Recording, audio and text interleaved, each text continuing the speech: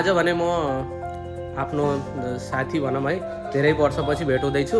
त्यो साथीलाई चाहिँ मैले आज भेट हुनेवाला छु, तपाईँहरूलाई देखाउँछु।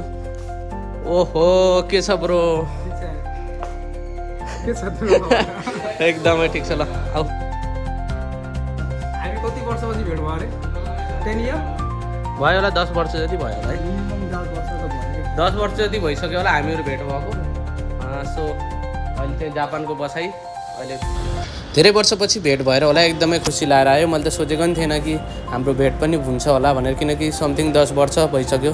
मैले त बिर्सियो होला नि भनेको थिएँ, तर सम्झेर कुरेर बसिरहेको रहेछन् आएर, एकदमै खुसी लाग्यो। सो मैले त सोचेको पनि थिएन कि भेट पनि हुन्छ होला हाम्रो भनेर, किनकि समथिङ 10 वर्षपछि चाहिँ हाम्रो लामो समयपछि भेट भएको छ। एकदमै खुसी लाग्यो, एकदमै रमाइलो थियो आजको दिन। र आजको हाम्रो यो सेल्फी हेर्न सक्नुहुन्छ।